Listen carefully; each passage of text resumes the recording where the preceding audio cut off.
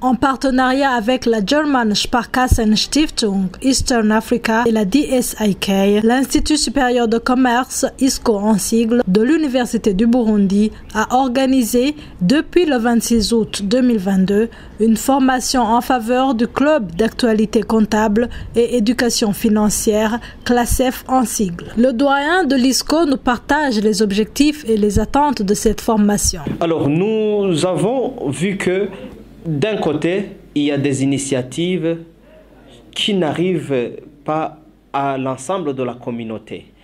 La triple mission de l'Université du Burundi, c'est la formation, donc l'enseignement.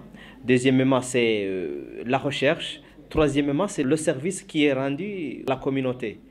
Et dans la communauté dont on parle, la communauté à qui l'on doit rendre service, nous avons constaté que il y a une partie qui ne bénéficie pas pleinement de ce service qui devrait leur être rendu.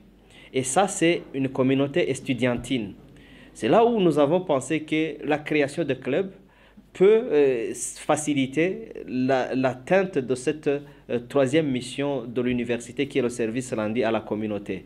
Et là, nous avons initié donc ces deux clubs à côté d'une cellule que nous avions créée il y a quelques années, et une cellule d'appui aux jeunes entrepreneurs qui malheureusement n'est pas dynamique pour le moment, mais que nous comptons redynamiser dans un très proche futur.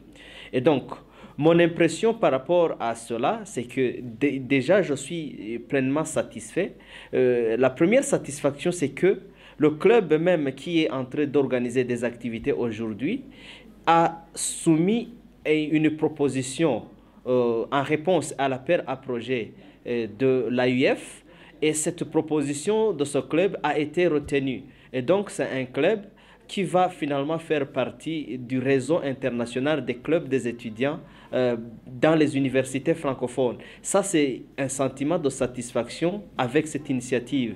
Deuxième sentiment de satisfaction, c'est que quand quelqu'un est en train de faire ce qu'il devrait faire, contribuer à la réussite des missions de l'université, ça c'est une satisfaction pour moi, parce que à côté de l'enseignement, à côté de la recherche, nous rendons le service à la communauté. Et d'ailleurs, pour information, nous comptons aussi créer un laboratoire de recherche en management des organisations, et ça c'est un processus qui est en cours. Et donc, la triple mission de l'université, que l'université nous a confiée, nous sommes satisfaits que nous réalisions toutes ces activités en rapport avec cette mission. Et donc, c'est un sentiment de satisfaction pour nous. Le conseiller en éducation financière à la DSIK nous partage le cadre de collaboration et ses impressions. Ces formations s'effectuent dans le cadre d'un partenariat qui s'est dessiné entre la DSIK et l'Université du Burundi. À partir de ce partenariat, nous avons initié plusieurs activités, dont notamment ces séances de formation en éducation financière à l'endroit des étudiants à l'ISCO. C'est dans le cadre de renforcer les capacités entrepreneuriales pour pouvoir bien entreprendre les activités.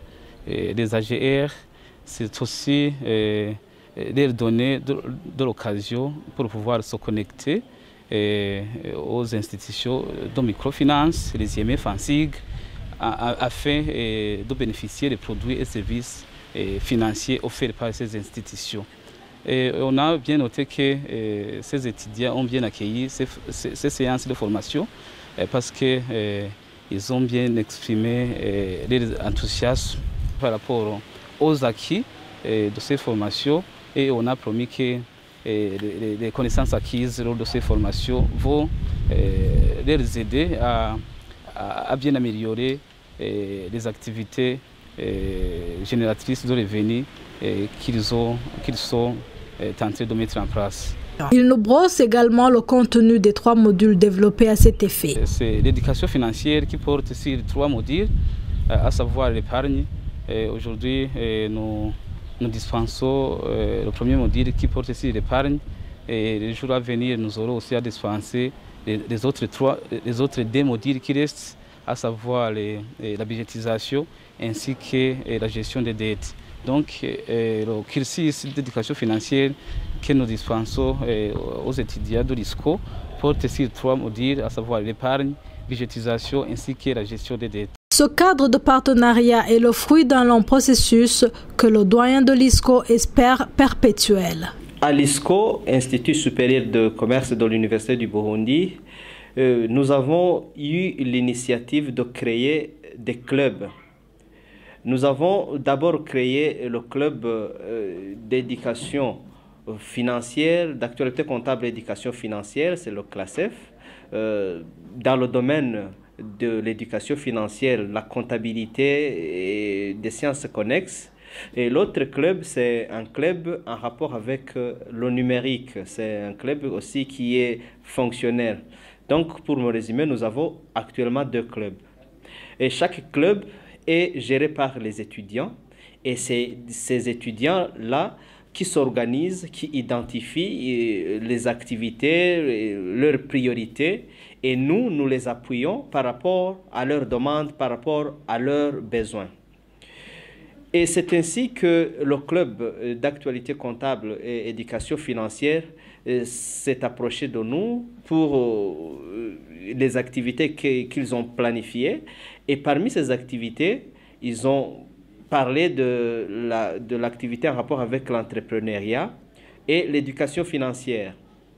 Alors, on savait que l'Université du Burundi est en partenariat avec la DSIK, cette ONG allemande, et nous avons donc entamé des négociations pour pouvoir avoir les formateurs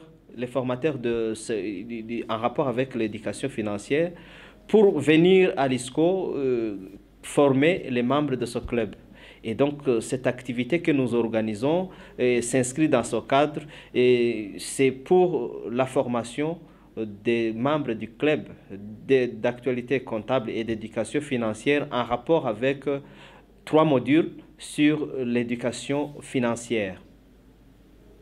Ce responsable académique esquisse les perspectives d'avenir pour que ce partenariat soit fructueux. Nous avons plusieurs options sur la table.